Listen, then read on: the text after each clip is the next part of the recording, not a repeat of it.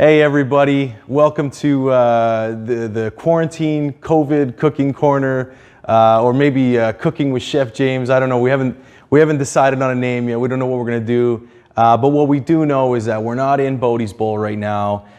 We are the Mother Road Market is shut down. Bodie's Bowl is shut down right now, and I miss cooking food for you guys. I miss preparing food for you guys. So instead, we've invited you into my home. And we're gonna have some fun. We're gonna cook some dishes. We're gonna prepare some stuff. Some of it's gonna be pretty easy. Some of it maybe not so easy.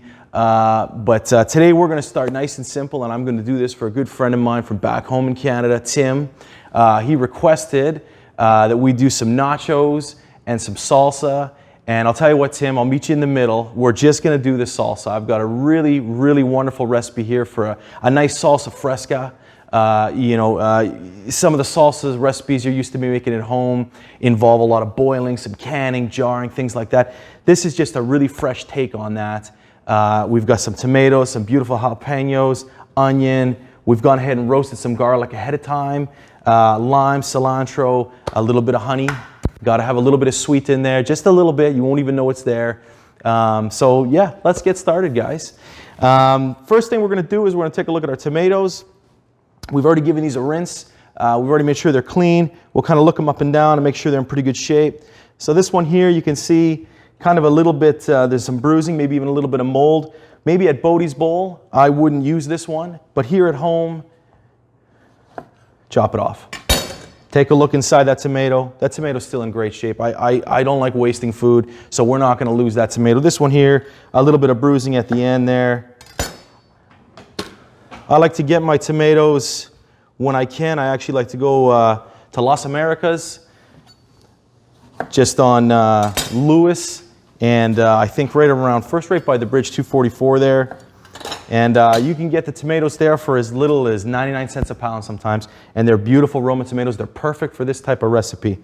So let's keep going here, guys. Keep cutting up these tomatoes. So you can use your knife and you can cut these tomatoes for the salsa if you want.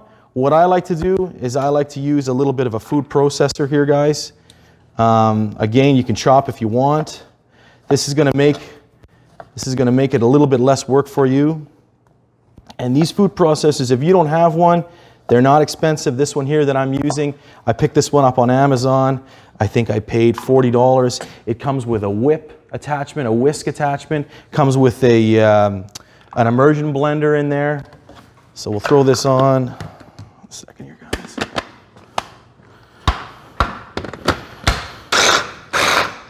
And I like to use the processor because unlike your knife, I find that this will kind of mulch it up really nicely and really release a lot of the moisture from that tomato a lot better than maybe your knife will. This is pretty small. It's not nearly as big as the one we've got at Bodie's Bowl, so we're gonna have to do it in parts. And I'll tell you, I love salsa, and always have. And so when I do like to make a batch of this stuff, I like to make a big batch. And that's what we're gonna do today. And for something like this, what you're gonna notice is that I'm not saying a cup of this, a half a cup of that. You know, when it comes to salsa, it's different for everybody. Some people like a real tomatoey salsa. I really like an oniony salsa myself, and I also I like it a little bit spicy as well. So it's the sort of thing where you're going to have to kind of play with it and kind of decide on the texture, the consistency, the heat level, exactly kind of how you want your salsa to look. And this salsa is fantastic for nachos, Tim. You can use this for nachos if you want. This is great for quesadilla if you're doing a taco night at home. This is just an absolutely fantastic, simple, and as you're going to see, really quite quick salsa to prepare. And like I said, nice and fresh, and that's what I like about it. These tomatoes are just fantastic. Nice and ripe, really juicy. That's what you want. Get those in there. We're not doing a fine chop on these. We're just getting it small enough so that the processor can handle it a little bit easier than dropping a whole one in there. And we don't need to cut it super fine because the processor is going to do a lot of the work. A little bit of a pulse. And I don't like my tomatoes too fine. I actually like a chunkier salsa. So that's why you're noticing I'm kind of giving it a couple pulses. That one there can use a little bit more work. That's a little too big.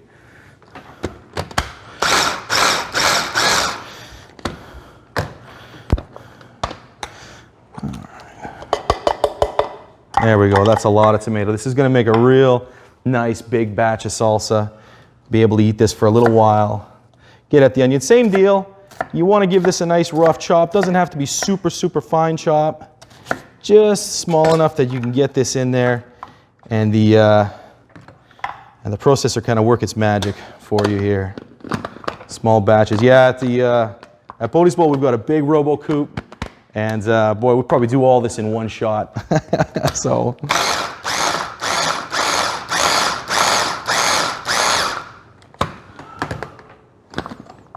Perfect. Same thing with the onions. I like a little bit more chunk on my onion. I don't want it super pureed. I don't want it super fine. You know, to each their own. You're going to do what you want to do. Here's our pre-roasted garlic. So I don't mind if this is a little chunkier, but I am going to give it just a little bit of a chop here. Just so that garlic kind of purees a little bit better in there and a little bit more readily. All right. Jalapenos. Guys, if you want to de-seed the jalapeno, de-seed the jalapeno. Take out the membrane, take out the heat. Really easy to do. I should be wearing gloves, but I'm not. So a little quarter, and you can just pull that right out. Super, super simple. Now for me, I like the heat. As I mentioned, I'm going to be the one eating this. So is my wife. She loves the heat as well. So we're just going to leave that membrane and those seeds in there. We're putting the whole deal in, like that. All right.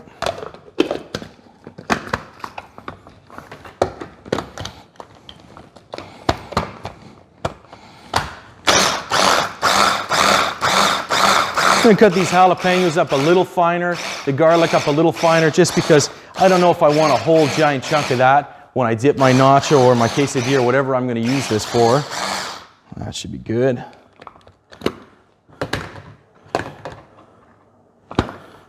Oh yeah, that's perfect. See, a little finer, a little bit more pureed, and that's going to go in there real nice. All right, let's get a spoon for this. So I said I'm not going to do the nachos with this dish. Well, I think we've all made nachos and cheese before, but because this is kind of a Mexican salsa, as you know, we think most salsas are Mexican.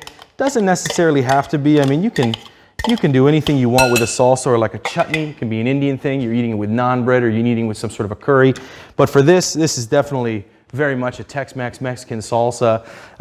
And so for something like this, I recommend if you're going to do a nice nacho tray, you can throw in some chorizo. You can throw in mix some queso fresca in there with it, and you can kind of get maybe some jalapeno. You can give it kind of that Mexican twist to it. Nice big tray of nachos. That goes perfect with this stuff right here. So we've got all our big pieces. Looks like we'll be done with this guy here.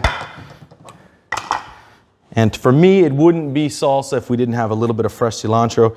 We're kind of at our end with this head of cilantro here, but something a lot of people maybe don't like to use is the stem on cilantro. I still love using the stem on cilantro. I think it adds a nice grassy, kind of fresh, you know, it still has that coriander, that fresh coriander, that cilantro flavor, but maybe not as pungent as the leaves have. But you can mix the two together. It doesn't have to be pure leaf.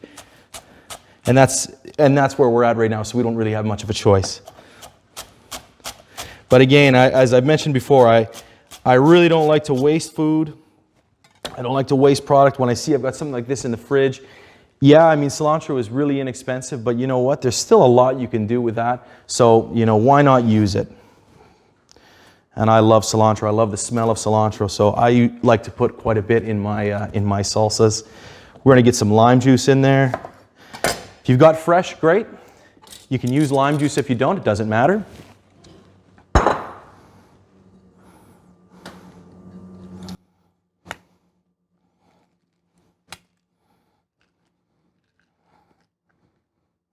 These ones are a little bit old. They've dried out a little bit. So we might have to actually use a little lime juice to kind of complement this. We don't need a ton, but we definitely need a little bit. Oh, there we go. Okay.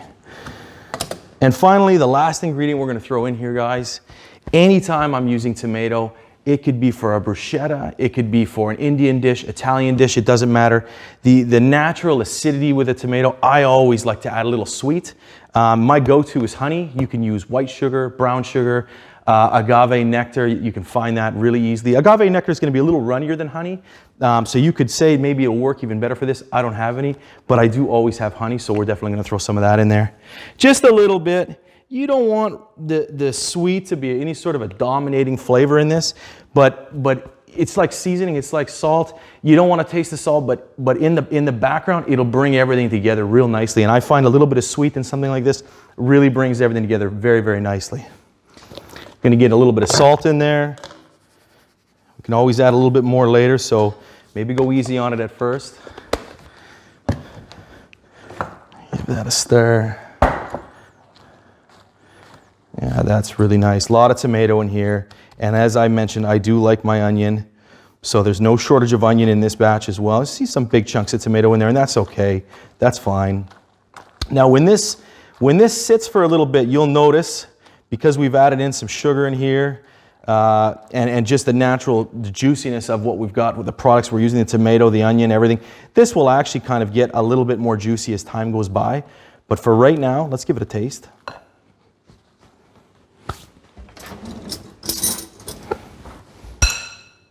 Take that big onion out. Like I say, some big piece of tomato in there, and that's fine. I like that.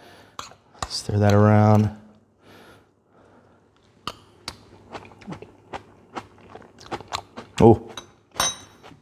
Oh yeah, the jalapenos. I like it hot, that's hot. So remember that. If you like it with some heat, it's fine to throw in 2 jalapenos worth of heat. For me, that's perfect. But for someone else at home, I would say that's probably a hot salsa. I'm gonna enjoy the heck out of it, but you know, if that's too hot for you, you might wanna kind of take that down a little bit. So there you got it, guys. For the first video, we're making it super, super simple. That's what this is, all fresh. If you've been to Reezer's, you've been to the grocery store in the last couple of days, with everything that's going on, you're gonna notice the bread aisle is running really low. The proteins are hit pretty hard. That frozen section that we're probably all supposed to stay away from anyways, that's hit pretty hard. But one thing that's not is the produce, the fresh stuff. And there's a lot of it there, and there's gonna keep being a lot of it there. So things like this can complement many, many different types of meals. It's fresh, it's quick. As you saw, it's super, super simple. And you can kind of, you can tailor it to your own preferences. So that's our salsa. Tim, that's the salsa. The nachos, I trust you to be able to do nachos on your own. Maybe somewhere down the road, we'll put them together, we'll do them. But for the first video, we want to keep it nice and simple. So there you go, guys. A nice salsa fresca, a little bit of sweet in there, no shortage of heat in there. Thanks for watching, and enjoy your salsa, folks.